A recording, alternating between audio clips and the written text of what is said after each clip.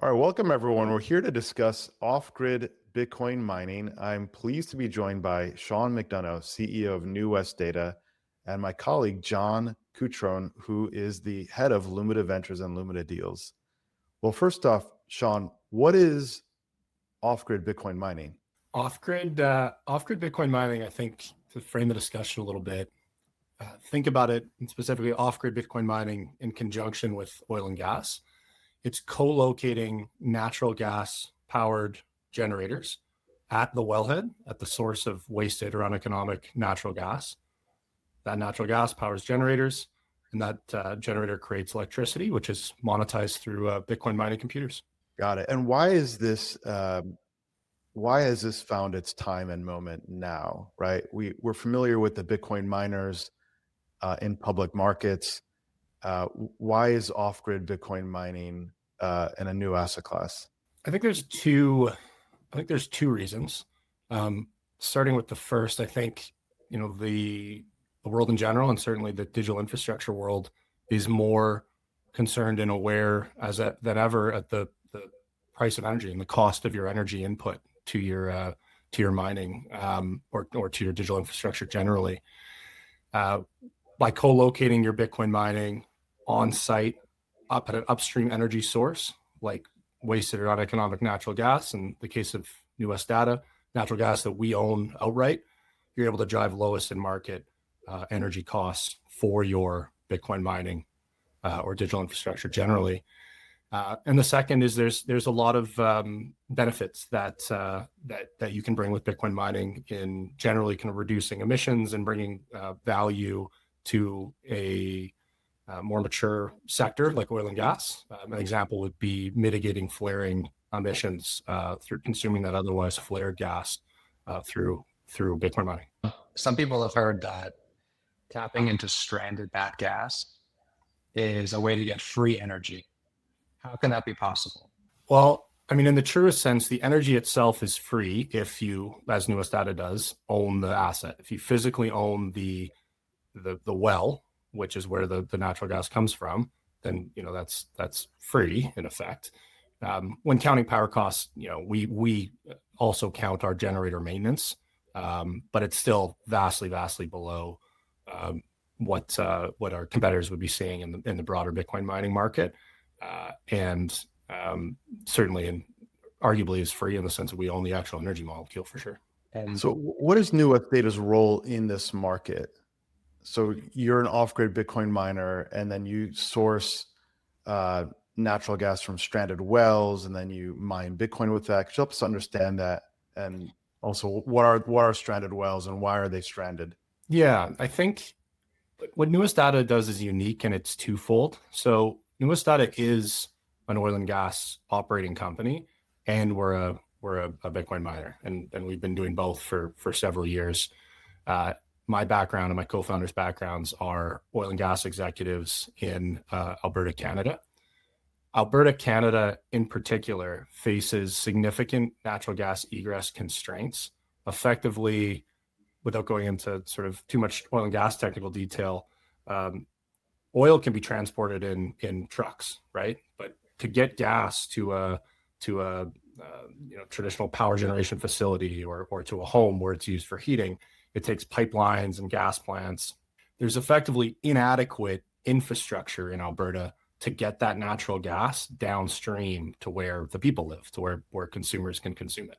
So we essentially unlock a really unique value here where we acquire properties that have this gas egress issue. They can't get their gas out, or they can't get their gas out economically.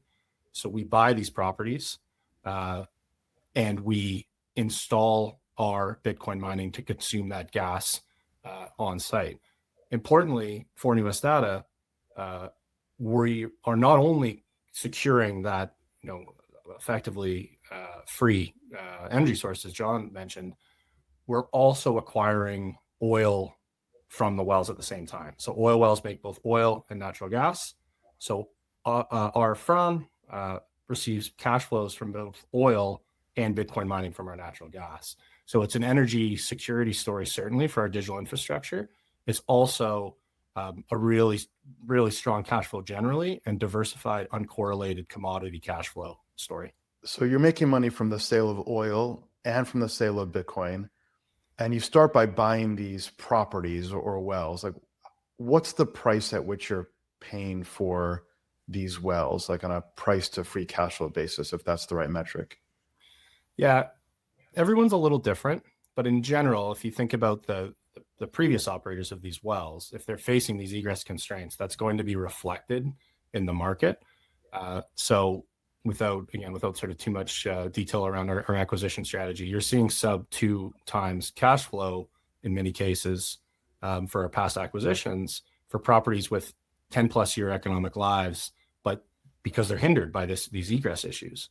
Market rates for oil and gas wells of similar productivity that didn't face gas egress issues would be more like 3 to 4 years. So that's a really important piece as well of what drives the return on invested capital of our projects. But the wells that have these egress issues trade at a significant discount to other wells with comparable lives. And why is that? It essentially, your economics are hindered if you either are flaring too much natural gas or if your gas processing is high. So it gets into kind of that detail around infrastructure and third-party costs. But generally, we can look at the economics differently because we look at realizing and monetizing natural gas differently. And because we're able to look at the economics of these oil wells differently, we're often in a place to bid on wells which other companies would not, which realize in general a lower acquisition multiple. You know, what's interesting about that is that in public markets in the US, like the price to free cash flow for a publicly traded company that drills and extracts and sells oil or natural gas is like 6 times. So, you know, one of the principles we look for at Lumida is called, like, you make your money on the buy. So you're buying these assets that are free cash flowing at 2 times, and there's some non-economic seller due to, you know, regulation or remediation costs that helps create the opportunity. Broadly speaking, yes. Yeah, Sean, you mentioned you're getting these properties at deep discounts, and that's because they're stranded. But folks who may be familiar with oil and gas, they think, well, hey, in Texas, if gas is coming up with the oil, well, you just burn it or you sell it, right? And that's pretty common in Texas, where you can burn it or you can just let it go up into the atmosphere, or you just, plug it into a pipeline somewhere. Explain why you cannot do any of those things in Alberta. Yeah. So in effect, the natural gas flaring regulations are very, very strict in Alberta. Canada generally is very conscious around emissions. Alberta's flaring regulations are very strict relative to American jurisdictions. And so what that means is you can flare a little bit, but you'll be constrained. You can't flare as much natural gas nearly to the level you would in North Dakota or Texas for similar jurisdictions. And so what happens then is it's one of the ways in which the wells will be hampered, right? You're up against it. You kind of know how much more can you be really flaring here before eventually the regulator is going to say you can't do this anymore. So that's one of the reasons that can drive or put us in a good position from a competition standpoint for acquiring the assets. But generally, yes, without going into a bunch of Alberta Energy Regulator directive detail, that's exactly it. There's caps on how much you can flare, and with that infrastructure being in many cases not readily available, that gas infrastructure, producers are in need of a solution, and we acquire wells and install our solution. I got it. So going back to the free energy, it sounds like in Texas, you can't just get this free energy because you can burn it, sell it.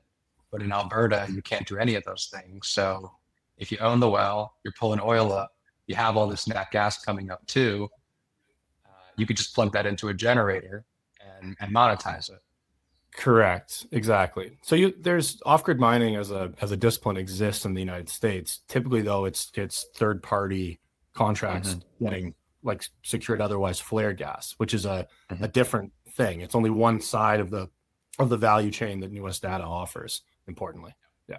When you say third-party contracts, by that you mean instead of owning and operating the wells like you do in Alberta, in the United States, there's some kind of partnership between the owner of the well and then the third party be the provider of the technology and solution to go egress the nat gas and mine Bitcoin. Correct. You would go and an off-grid Bitcoin miner might partner with, or would partner with a oil and gas producer that's flaring very high volumes, probably still pay something for the gas, but because it's otherwise wasted, it's a low-cost power source. So in that sense, similar business model to NWD there. But what those firms don't have is the other side, which is also the ownership of the oil cash flows. And so what we offer is a holistic value chain there and vertical integration, which is really unique to us. And the reason it's unique to us is because it really is essential to have true operational experience and knowledge on both sides, both as oil and gas people evaluating and operating oil and gas wells, and as Bitcoin miners. And we've been doing both for many years. So who else does this in Alberta, Canada? And how unique is this? We're the only operator at scale, like at institutional scale. There's some smaller operators that will more sell it as a service to try to pair with upstream oil and gas companies to help bring down their flaring. But it really takes us to pursue this strategy. It takes it as a capital mandate. And so we're the only off-grid miner kind of at institutional scale at this point. You are seeing, though, as a side note, BitDeer, who I'm sure everyone's familiar with, announced a 100 megawatt off-grid power plant to be built in Alberta, which I think is an endorsement of the jurisdiction. But BitDeer, importantly, is buying natural gas downstream from a pipeline. So they'll still have more costs than is average on market, but they won't own their energy source the way that we do. Yeah, explain the benefits of owning the energy source. I know you commented on it, but I think it's easy to lose that nuance. If you own this property, what are the advantages over the next few decades? I mean, I think it's such an important piece of the story, John. Like, I think the world in general, as I mentioned at the beginning, is so aware of energy now, and is going to be increasingly aware as our digital infrastructure needs accelerate here as a society. The only way to guarantee low cost of energy for your operations is to own the energy, and that's what we offer. You can't be any more upstream than we are. We own the reserves of energy a kilometer underground. So it's so key for cost certainty for your cost inputs for your energy. And how does that translate into your cost of Bitcoin mining? Yeah, so we have a roughly 2 cent USD like cost per kilowatt hour, and that's primarily generator maintenance. To put that in terms of cost per Bitcoin mined at current network difficulty, you're around 45, like you're around 45,000 USD per coin. That's all in cost, and that's pretty. I think that's pretty conservative. But that's all in corporate cost per Bitcoin. And how does that compare to other Bitcoin miners? You'd be closer to 100 or 110,000 per Bitcoin, all in cost for the publicly traded miners average. So is it accurate to say that you're the lowest cost Bitcoin miner when you compare to publicly traded miners? Yes. So walk us through what happens. Let's say we get a bearish period in the market, whenever. And let's say Bitcoin is below 100K, which is the average price of miners. So let's say we're at 70K Bitcoin. What do all the other miners do? And then what does NWD do? Well, it's really interesting, right? So NWD is still pretty comfortably cash flow positive on our mining, and that's in that $70,000 scenario. We know that many of the larger miners on network would not be, and many would probably or potentially be getting close to even gross, like being cash flow negative from a gross perspective, potentially at 70. So, I mean, this is a bit of a very like Bitcoin mining conversation around what happens with network difficulty, but I think it is an interesting one to have. There's I guess two immediate factors on a day-to-day basis that impact your profitability of Bitcoin mining. One's the price of Bitcoin, and the second is how much Bitcoin do you receive for your hash, how much your computing power you put on network. The amount of Bitcoin you receive for your hash is dependent on network difficulty, which is how many other computers are mining. At a certain point, if computers are not profitable, they'll leave the network, and those computers that were still profitable remaining on network will receive more Bitcoin. And so in that sense, if you have the lowest cost of power, your revenue is actually like self-correcting in effect in the long term. Right. Yeah. So on this slide here, what we're showing is the cost per Bitcoin for NWD versus your peer group. And for those that follow the category, I think nearly all of these are actually publicly traded comps. Just help us walk through, like, what is the cost? What goes into the cost for mining Bitcoin, from electricity and so on? Yeah. Yeah, so you can see the black bar there or the black piece of the bar is the electricity cost, and we're significantly lower. But this is holistic cost, so we've included SG&A, depreciation, that kind of stuff, as well as this was put together by CoinShares, I think, a few months ago. This is obviously from our deck, so yeah, familiar with this chart. This is it's a good one. I think it's important. I think it's a good way to visualize it. These will change for other miners at different points slightly, for sure. But at the end of the day, if you're buying power from the grid, it's going to be really hard, and I'm pretty confident to say impossible in the long term, to ever compete with miners who own their own energy sources all the way upstream, because they own the natural gas reserves in the ground that feed the generators that create their electricity. Sean, can this be thought of as an arbitrage? Many who've been around Bitcoin mining for a long time, the Bitcoin OGs, there's a lot of arbitrages that have arisen over time. There was one a while back called the kimchi premium, where you could buy Bitcoin in the West and then sell it in Korea for a huge premium. And many hedge funds made a lot of money back in the day. Is this the Alberta premium? What are we looking at here? It seems like you can buy Bitcoin, so to speak, for 45K and then sell it for today 122K. Yep, for sure. I think that's an interesting way to put it.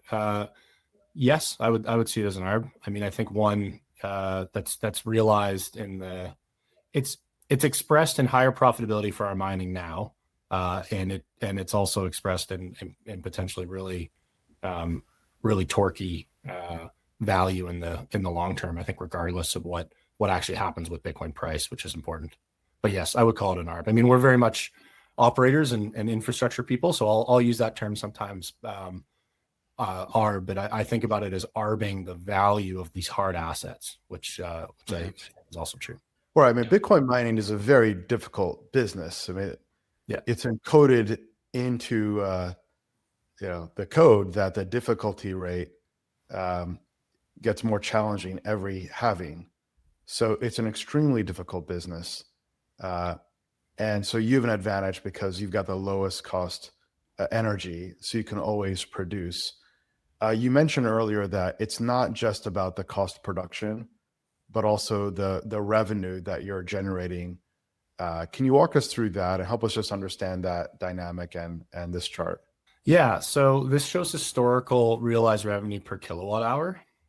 We express our revenue on a per kilowatt hour basis. So it's in effect, picture this as if you're selling your Bitcoin immediately as it comes through. This allows you to be really apples to apples with your power costs and your revenue. And so you can see this is sort of the other side of that cost chart that you showed earlier, where you can see what your revenue really is on a per kilowatt hour basis. And there is essentially the revenue on a per kilowatt hour basis has not recovered since the halving, despite Bitcoin price going up. The reason for that is difficulty has continued to trend up as well, from more miners being plugged in. And so that's why you see, from a straight kind of mining operating perspective, not robust margins with many miners on the network, whereas we offer very robust margins on our mining. How do you define revenue per kilowatt hour? Is that, why is this the metric that's the standard in the industry to comp different miners against one another? I wouldn't say it's super standard in the industry. We speak more about it than than others might. In the industry, there's a lot. Yeah, you wouldn't necessarily always express it this way. I mean, we feel this is a good way to think about our business, because one of the easy ways to visualize our business is to be like, okay, we have 2 cent USD power costs, and you can see essentially what the revenue is from a mining perspective, and you're circa sort of 10 cents right now today USD. If a lot of other operators on the market have 6 cent plus power costs, that's really significant. And so it's why it's important. We feel it's important to express revenue this way, for sure. I wouldn't say everybody in the industry does, but we feel it's a good way to illustrate the benefit we bring. So Sean, if someone says, look, this sounds great, you're printing money with these with this free energy, but surely you're going to run out of these wells at some point, right? You surely are close to tapping all these great wells. What's the capacity look like with more wells? Yeah, I think it's important to frame Alberta as a jurisdiction. So Alberta's one of the largest oil producing areas in the world. 350,000 active oil wells, 500 to 1,000 new wells drilled every month, at a super conservative estimate of 10,000 wells that kind of fit this profile I'm talking about, with issues where they just can't get their gas out, or can't get their gas out economically. At a super conservative estimate of 10,000 wells, that is it's 10 gigawatts of power generation opportunity, and over 100,000 barrels a day, with kind of fairly standard high GOR well production metrics per well.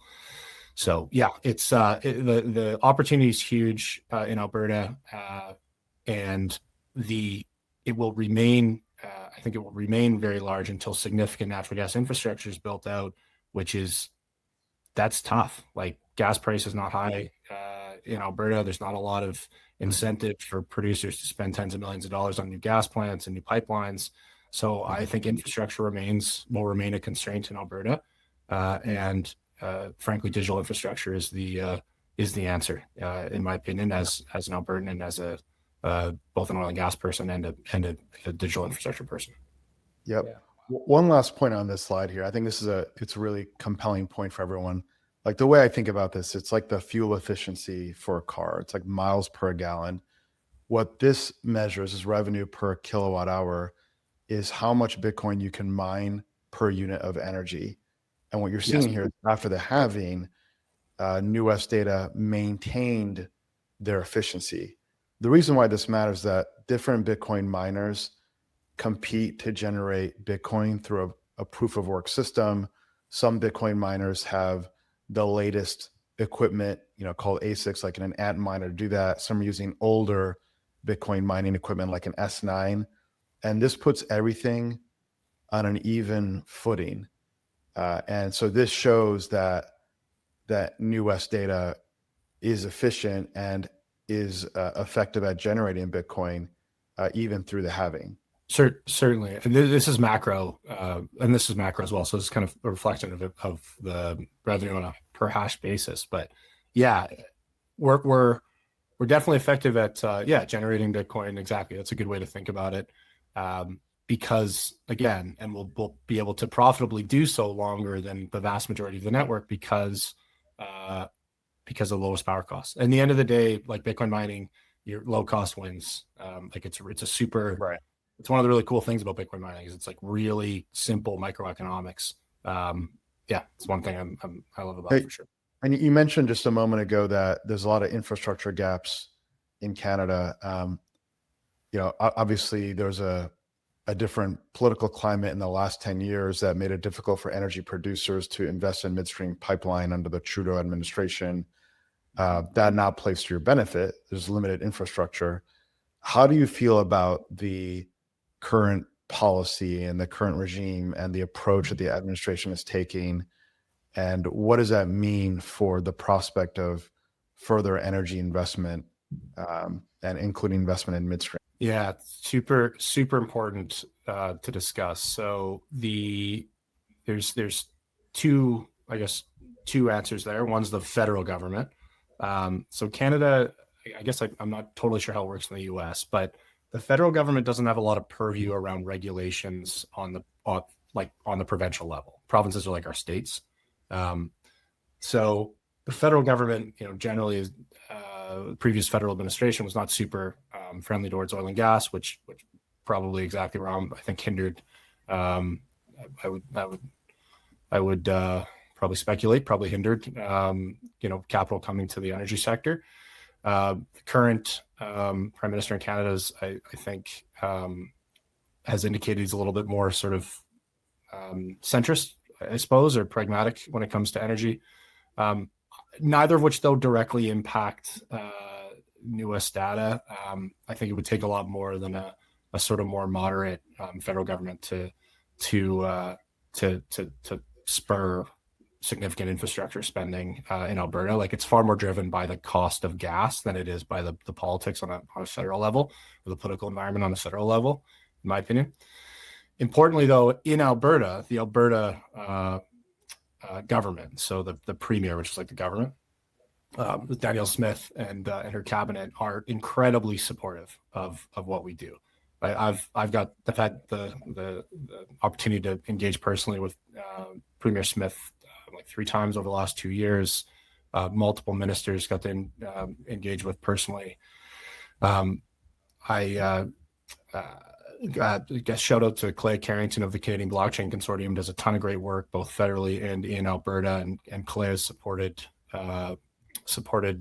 myself kind of on behalf of off-grid Bitcoin mining in Alberta to engage with the provincial government around off-grid mining. And effectively, the only question we get from the provincial government is like, how can we make this easier? How can we continue to find ways to monetize Alberta natural gas through digital infrastructure, be it Bitcoin mining or other forms of high performance compute, et cetera? How can we do that within Alberta? So really, it couldn't be a more favorable political environment, frankly, in Alberta, and it's been frankly an absolute pleasure operating here, and it's a ton of political and regulatory tailwinds. Right. I mean, the biggest risk would be that Alberta or Canada makes Bitcoin mining illegal. There's really no sign of that. Galaxy Digital went public on the Canadian Toronto Stock Exchange or other publicly traded Bitcoin miners, and now the policy winds are tilting more towards energy and more conservative. Alberta, kind of like in the U.S. parlance, is like a red state. It's more conservative, supportive of creating jobs and innovation. Huge. And even the new government under Carney is tilting into more conservative policies. So this is where the wind is blowing. So it's a good regulatory backdrop. So we don't think that left tail risk around policy exists.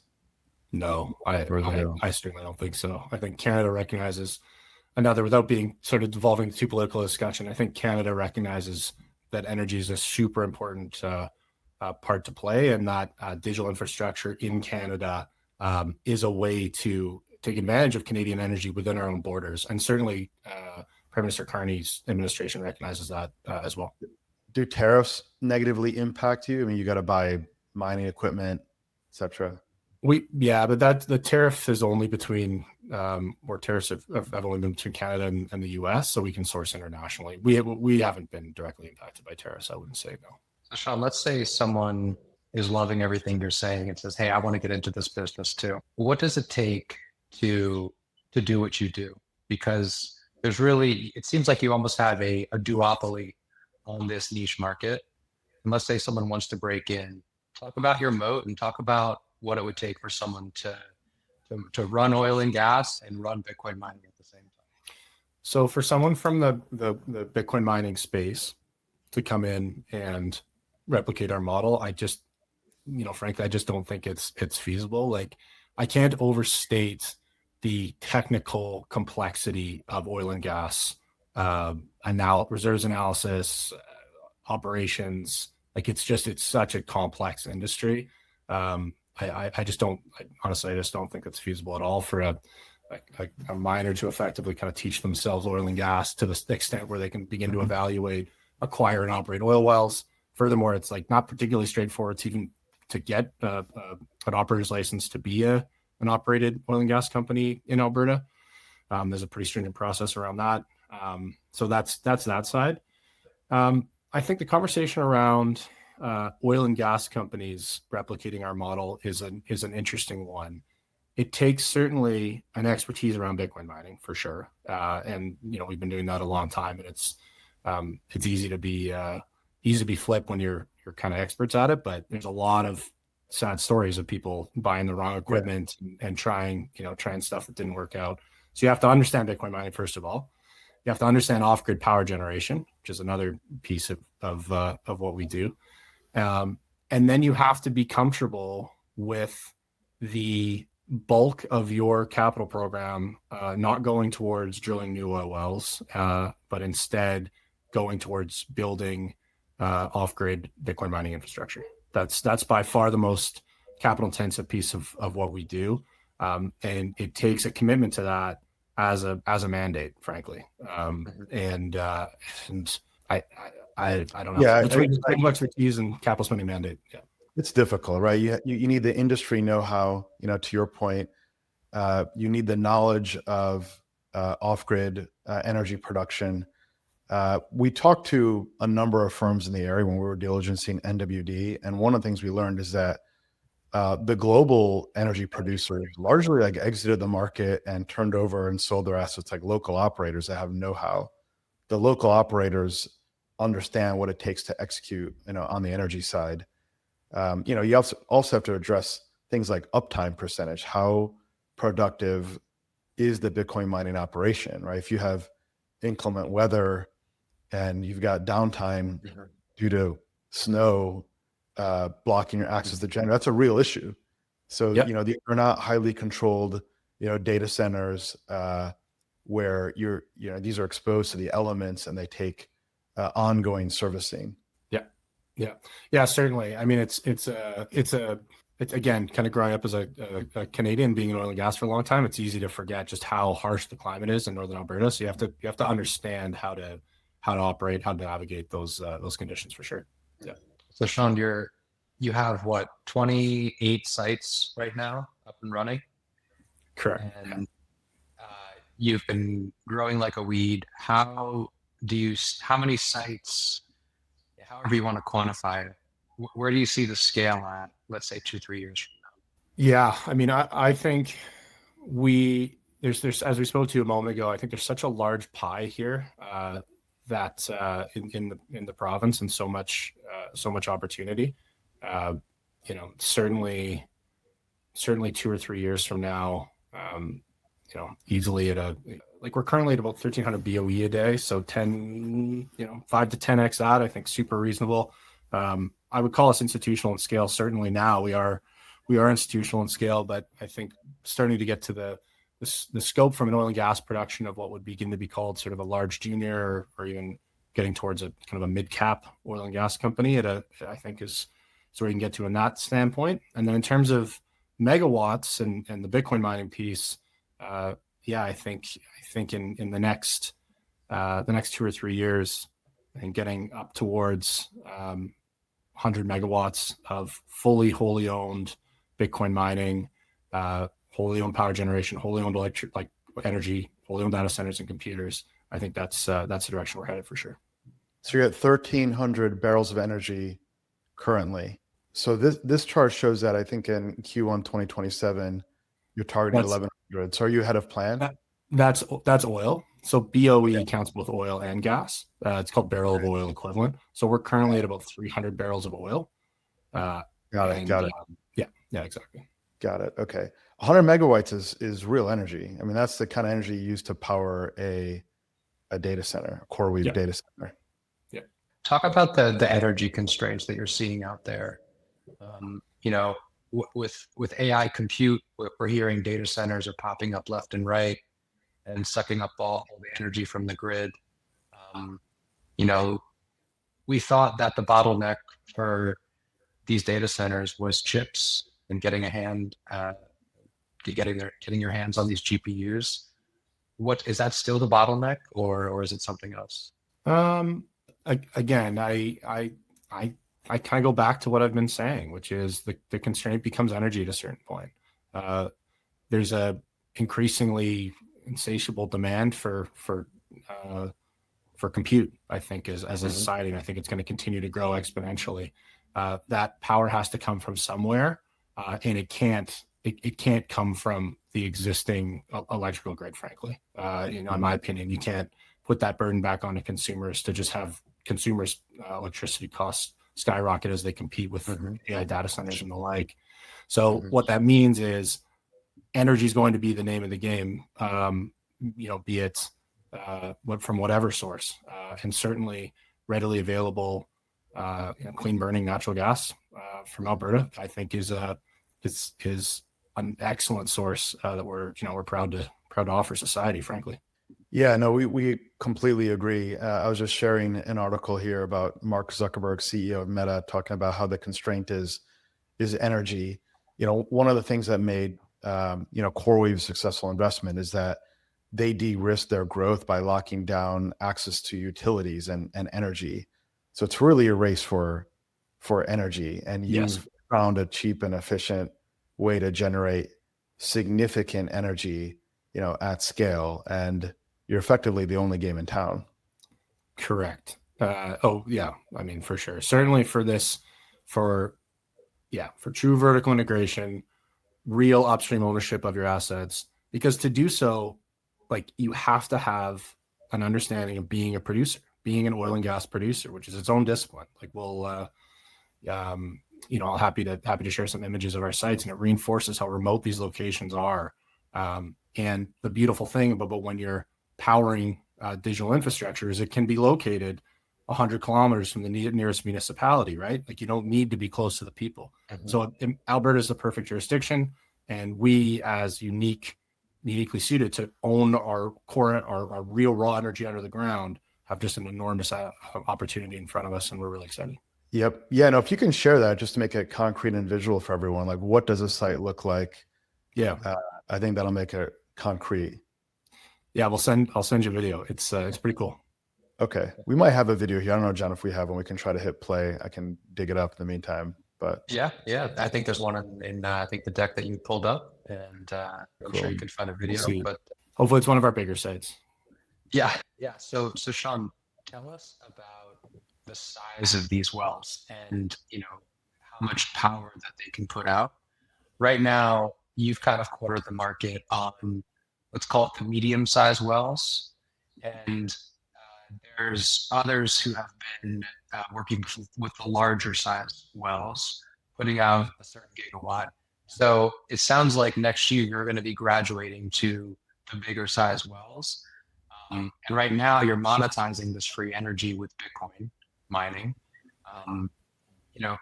As you graduate to the larger wells, how else can you monetize this free energy? In effect, it's a little bit bigger wells, but I would say it's more like the number of wells. So sure. Yeah, size of the site.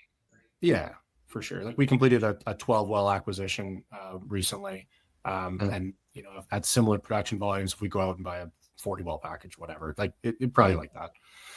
Yeah, in essence, I guess as you increase your total energy production, in terms of the size of power generation or total gas production, you're able to build larger and larger sites. Certainly, I mean, you're with enough gas, you can build really, I guess, of any size. There's large properties out there, and certainly large acquisitions that we'll be looking at. And I'd imagine as you get to these larger sites with more and more wells putting out more power, I would think you'd have folks like Meta, like that article that Ron pulled up, knocking on your door saying, "Hey, we're looking through the couch cushions, looking for any kind of energy." Yes, I think exactly. I would probably say, I think you mentioned it earlier, like 100 megawatt plant it's probably around the start, from my understanding. Again, my background is in Bitcoin mining, so I kind of know enough to be dangerous when it comes to forms of sort of AI compute.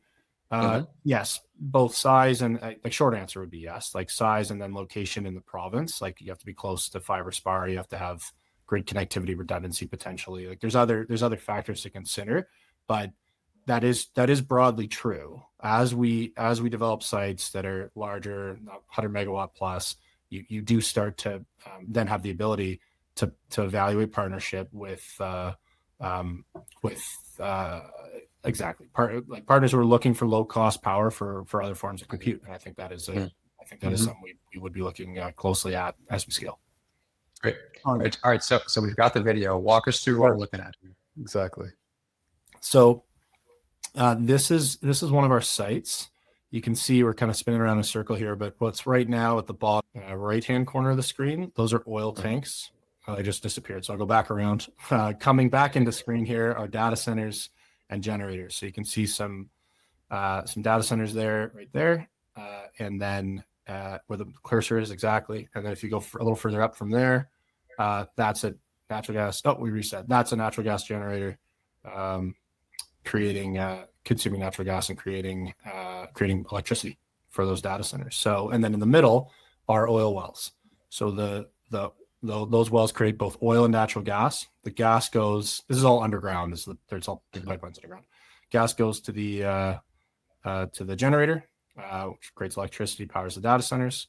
The oil goes to those black tanks in the top right-hand corner of the screen. So oil's collected there until it's ready to be trucked out. And then tanker trucks come, they take the oil, and they sell the oil, just like any other oil and gas company, exact same process. Got it. What are these components right here? Sorry, where's the cursor there? Right next to the oil. Right next to the oil. Like some have my operations team on, but I think what you're looking at there is typical oil field stuff. So you would have things like propane tanks to make sure that the oil doesn't essentially coagulates and just keeps separated from produced water. There's SCADA buildings that measure your gas and your oil coming in. There's a lot of just typical oil and gas facility infrastructure that's on all these sites. It's a very, as I said, it's a very technical industrial process. Yeah, this is just hard for anyone in the Bitcoin category to get into. You got specialized talent, you've got boots on the ground, you got to have contracts to sell the oil, store the oil. You got to invest in the CapEx here. There's a data center component. So this is the area where the Bitcoin's actually mined. Is that right? Those data centers? Yeah. So this is just a Starlink. So it's just a satellite connection, and it's monetized. You're monetized as natural gas right here on site. And yeah, you're independent of any other infrastructure. So when you bought this, asset initially, what does it look like before and after? Because you're buying productive wells, right? So good. Yeah. In general, we buy productive wells. So for some of our assets, those wells will be like flaring, like up against the flaring limit, and so the producers are kind of under regulatory duress to find a solution to that flaring issue. And then in other cases, the economics of the property is just really hindered. Like they're essentially gas processing will potentially eclipse gas revenue. It's not viable economic properties without a solution to the gas, at least partially. Right. So this is where the CapEx is required, right? So you raise equity to fund the CapEx, or you raise funds from investors that participate in the upside through the sale of the Bitcoin and the sale of the oil. And Lumina participated in your last deal, which was your largest deal. So we have our clients have a share in the economics with that. So how do you think about the usage of equity for this deal? What does that do for New West? In effect, we capitalize our projects both through equity and through offering project financing, where investors participate in the cash flow streams of both the oil and the Bitcoin mining of one of our projects. So with an equity raise, essentially we're adding cash to balance sheet to basically further bring in more properties to be able to offer more project investment and continue this fairly exponential rate of growth that we've been undertaking. Let's talk about the oil. We just saw those oil tanks, and I don't know if we didn't really get into that side of the business, but half of your revenue comes from oil. Yeah. And we talked about this Bitcoin arbitrage. What's the oil arbitrage here? You're able to produce a barrel of oil for X and sell it for Y. Just talk us through that. Yes. I mean, I would say like our oil operations would be identical to a traditional oil and gas companies. The key piece of what we do is we're able to look at properties holistically. Like gas, like oil and gas, all oil wells, virtually all oil wells create natural gas. So really where we drive our value is rethinking the operations around and the monetization of natural gas. That's really what we do. The oil component kind of takes care of itself. Like we'd have the same operations as a traditional E&P. It's really that arb around that re-envisioning of the gas midstream. That's where we drive our value. Something been calling recently digitizing natural gas egress. Yeah. I mean, the total addressable market is just significant. I mean, you were talking about this earlier. Here I'm showing on the screen just Alberta. It's the size of California, and there are thousands and thousands of these stranded wells that are running up into these flaring and regulatory issues. And so, you're a leader in the market, and you've got a proven model with good unit economics. So you're really betting on that the price of oil and Bitcoin will be greater than the cost of mining Bitcoin and extracting and shipping the oil. Yeah. What does that look like? Those break-even costs? For sure.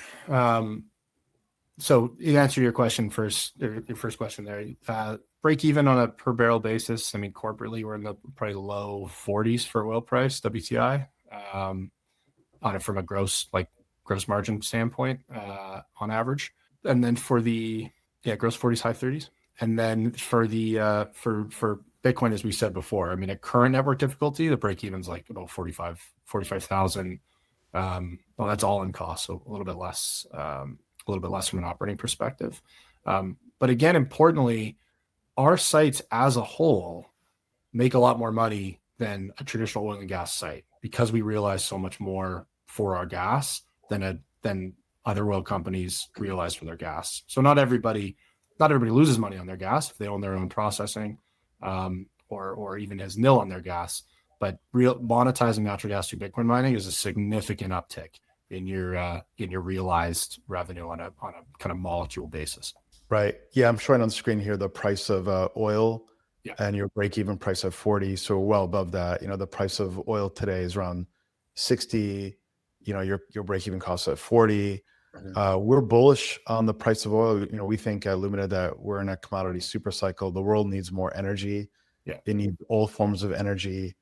It needs nuclear energy. It needs oil energy. It needs natural gas energy. Nat gas is being used to power data centers now. GE Verona and Cummins and others are trying to build generators to get after that for the data center play. We talked a bit about that earlier. And as China comes back online, China's bid for oil increases. So we think we're at the lows for the price of oil. And what I like about that is that it means that when NWD is bidding on oil fields, your valuation is attractive. So we want oil prices to be low now. Yes, correct. Of these assets as cheaply as possible.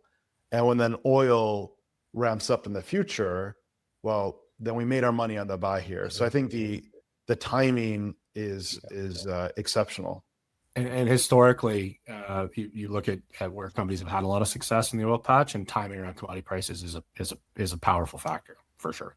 Yeah. So a lot of Bitcoiners will, I think, resonate with this story because, these little sites, they're almost like self-sovereign sites, right? You're not on someone else's land. You're really not relying on anyone other than Starlink and for the trucks to come pick up the oil, right? You're buying these land. You're buying the land for what, 30 to 60 cents on the dollar, and then and then you're pumping out hard assets, oil, Bitcoin, and then you can do that in perpetuity.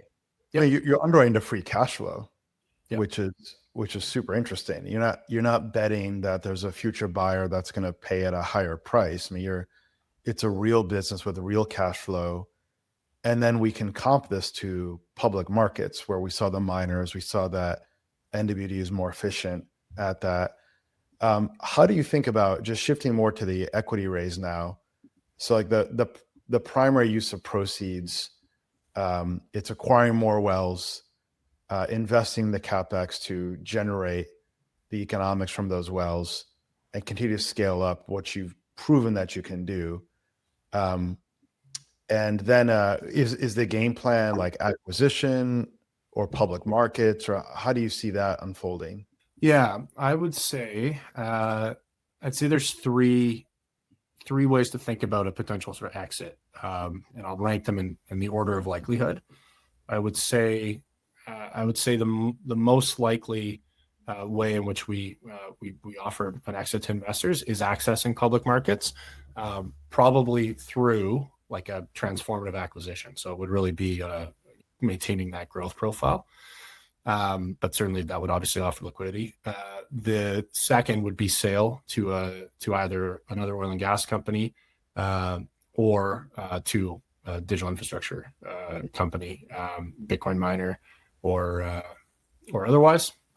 The third would be, again, without getting too deep into our financing structure, because of the nature of our project offerings, we're growing very quickly with very little dilution. So at a certain point, cash flow on a per share basis becomes robust enough that you can offer a dividend policy that essentially can or to fall back and keep reinvesting and growing. And sure. growing For sure. Yeah.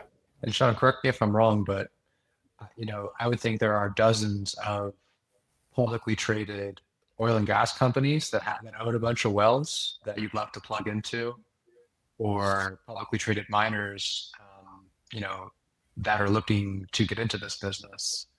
What are you seeing out there?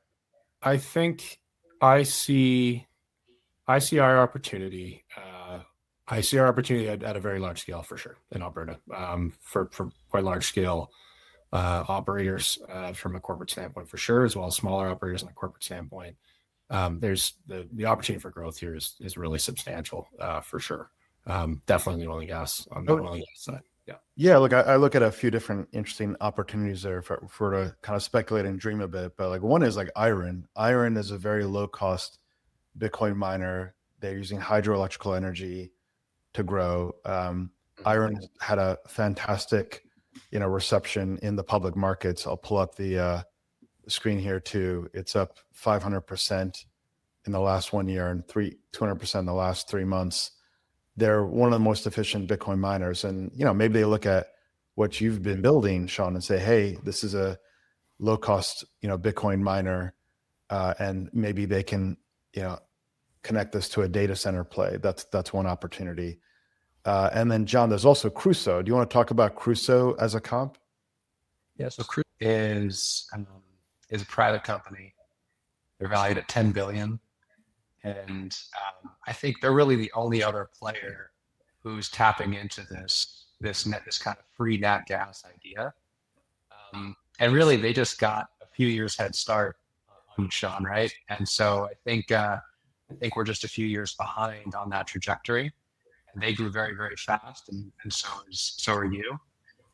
And I would argue that the better way to play this opportunity is to own the land and control your own destiny, and to own those cash flows in perpetuity.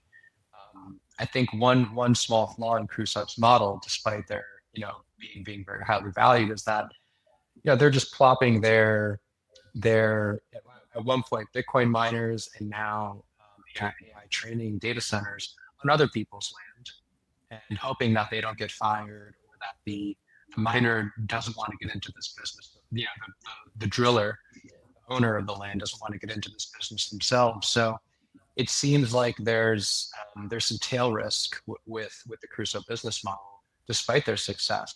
I think it's a fantastic comp. And maybe there's some strategic partnership or M&A down the road.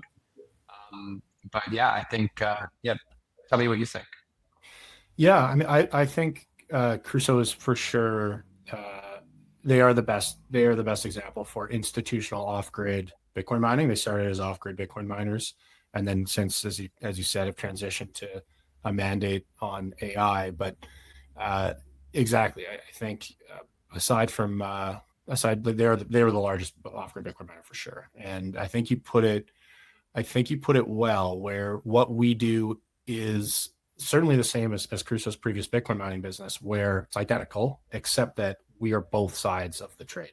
So we're doing the exact same thing as Crusoe, but rather than partnering as they were for their Bitcoin off-grid Bitcoin mining with oil and gas companies to take that flare gas that I spoke about at the beginning, low-cost flare gas, instead, we own the energy. So you have that, as John said, true energy security, because you have the reserves yourself. US Data owns our own reserves, and we have uncorrelated revenue in oil, where 50% of our revenue are oil. Well, I think energy security is a really important point, because there are energy producers that are starting to wake up to the opportunity. There are third parties trying to sell equipment around this. And what will happen, I believe, with someone like a Crusoe is that eventually those service provider relationships get repriced in a competitive market. Crusoe has the right to do the off-grid Bitcoin mining for a certain term, and there's an economic profit split. Right now, Crusoe, or up until now, has had an edge around that in the United States. But that can change, right? Energy producers can say, hey, it's time to renew our contract. We need better economics, or we might bring in another player or attempt, even if it's difficult, to try to do it themselves. Whereas because you own the assets, you're vertically integrated, you don't have to worry about that. And I think back to like the last deal we did. So Illumina, we participated in a profit sharing interest from a pool of wells that you successfully bid on and acquired. The lifespan of those wells is 20 years, like 20 years. I mean, there's going to be a decline rate on those wells in terms of how much oil they produce each year, but you don't see 20-year contractual agreements between a Crusoe and an oil producer. So we have a longer duration of cash flows that are more secure. Correct. Yeah. I mean, one analogy, and folks in crypto, I think would resonate with this too. There's a deplatforming risk here, right? We've seen any kind of platform. There's a bunch of businesses that pop up to build on that platform. Like, let's say Facebook, right? All the games pop up on Facebook, and they just pulled the rug out from all of them and said, yeah, we're going to do this ourselves. And we see this with social media, with Web2, time and time again.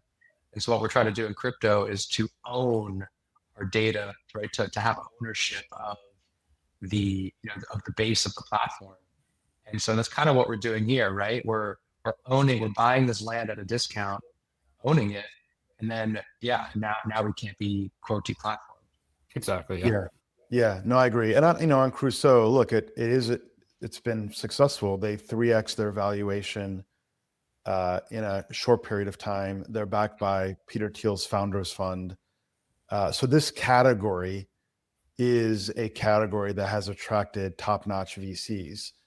Now, the Crusoe story is kind of behind. It's already at 10 billion, right? So whereas, the NWD valuation is much more attractive, and there's been a lot of de-risking that's done because you've got a team, you've done what you've said you would do, you've acquired wells, those wells are cash flowing, and you have a pipeline of wells ahead of you. So if you just keep executing against your plan and you hit your barrels of energy output, your Bitcoin output, it's hard to see how this isn't successful. But we know that there's commodity price risk on Bitcoin and oil, of course, right?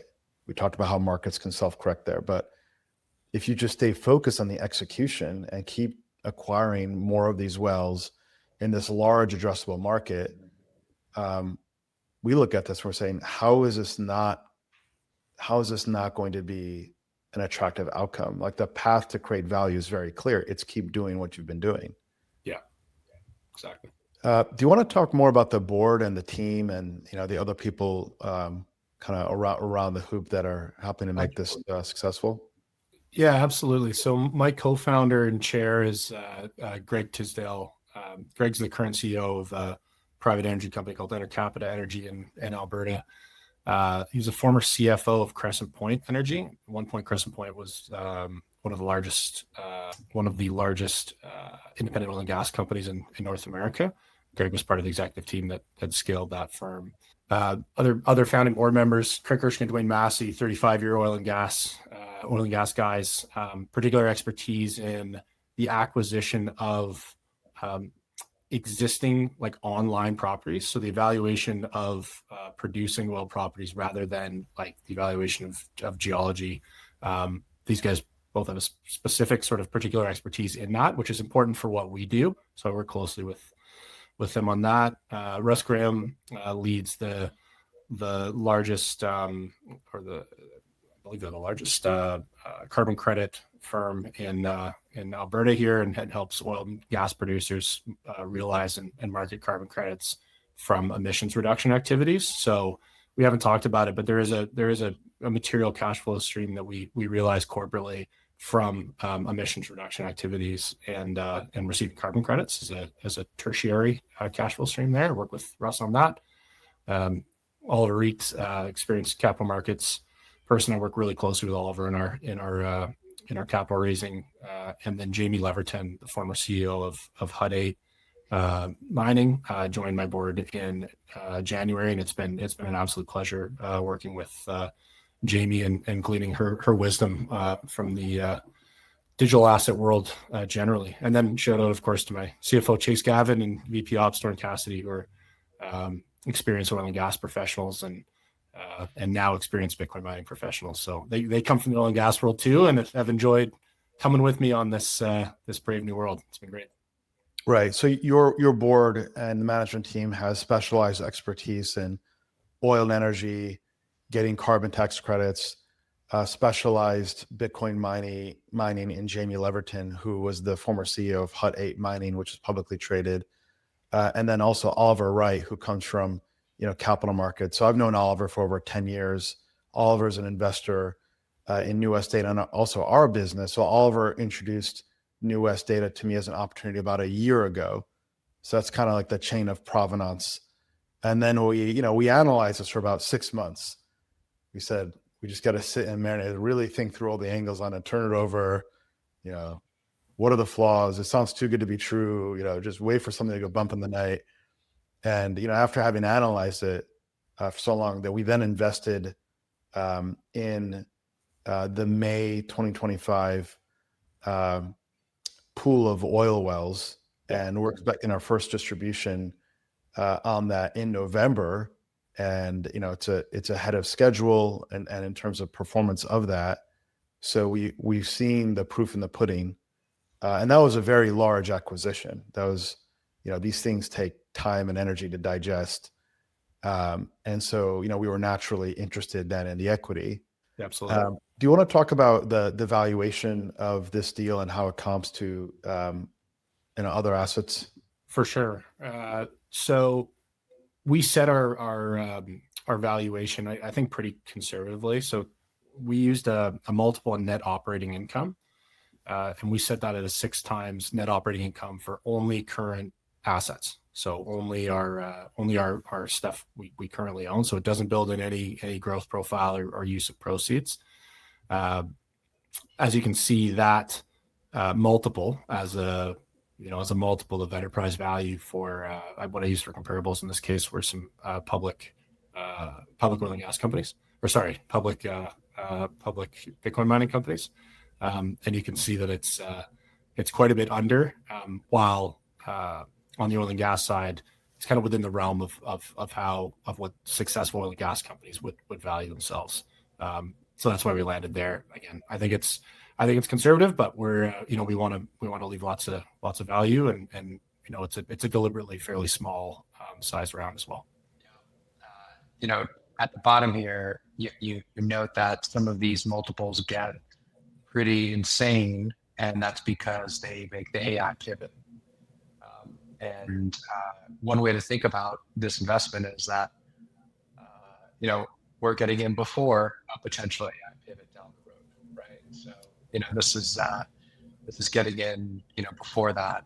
And yeah, I think that creates some opportunity as well. Not that you need to, but you always have that available. I mean, the SPAC market is alive and well too. I think they're going to look at this I think in 2 years time or maybe 3 years time, and say, hey, here are your comps in public markets. So there are a lot of ways to win. And the most important part is the business generates free cash flow. And after this round, you have what you need to succeed. So as long as you're generating free cash flow and executing and growing that, the business enterprise value is going to grow. Do you see any future rounds of financing that you expect or anticipate? At this time, we don't anticipate any other equity rounds in support of the NPI financing strategy. So which is the project investment financing strategy. So as we've mentioned it kind of a few times, but the primary means with which we capitalize our business is accepting project-based investment into our projects. This equity round is in support of accelerating that pipeline of the speed and scope of projects that we can offer for investment, and thus scale our assets under management corporately. We don't anticipate any more equity offerings in support of that financing strategy. So at some point in the future, would there be further equity offerings in association with with another step for the firm? Sure, but that's or potentially, but yeah, not in the sense that we have been doing equity rounds, which isn't right. So this allows you to bid and take down deals without having at the same time to line up the capital for your project-based financing. So that kind of stream of your revenue you can secure with this. Do you want to walk us through this project-based financing? I think we've kind of talked about it a few times, but go ahead. Yeah, indirectly. Yeah. So what we do is we offer front-loaded returns to investors who participate. So essentially, the investors participate directly in the projects. So the net profit interest offering funds the acquisition and the Bitcoin mining installation, and essentially the NWD solution to what we talked about this whole time, kind of transforming the value of these properties. That's capitalized through this offering. The investors in these offerings receive 100% of cash flow through to at least their return of principal at a minimum, and then we split the cash flows 50-50 between New West Data corporately and the NPI investors.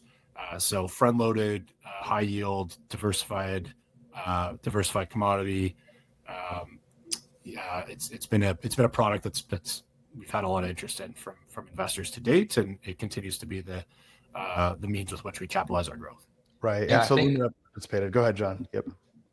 Yeah, I was just going to say that, I think for the folks who are looking for, to prioritize short-term cash flow, these can be very attractive.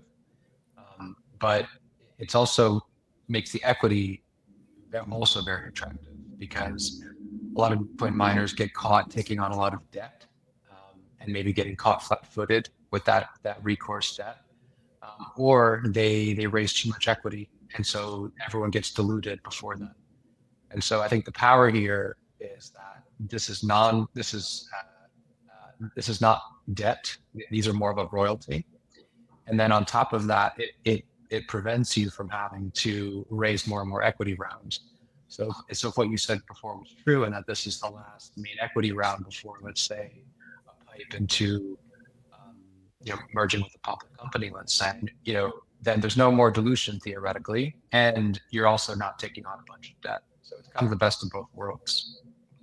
Correct. Yeah, exactly. You don't take on debt risk, and it's frankly allows us to scale so rapidly, and exactly that the tailing cash flows all accrue to the benefit of the equity without debt risk and without dilution.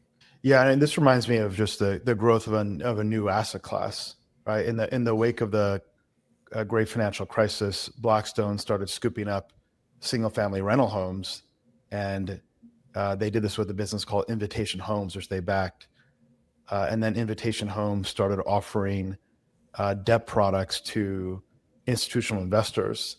And then gradually, Blackstone secured investment grade ratings on those senior debt offerings. Fast forward 10 years later, it's a known asset class. Blackstone exited Invitation Homes. It was a major win and outcome for them. So I look at this, I say this is the beginning of a new asset class where the execution risk has been behind us. The tailwinds are constructive and positive. And what's neat about the equity is that it's got torque. It's a claim on the cash flows from all of the NPI deals that NWD is doing, right? The difference between the equity and the going after the NPI directly is that if you invest in the NPI, you're getting a double-digit IRR, so it's priced very efficiently. So the role in the portfolio there is like enhanced income, right? That could be 30% IRR or 40% IRR, which is great.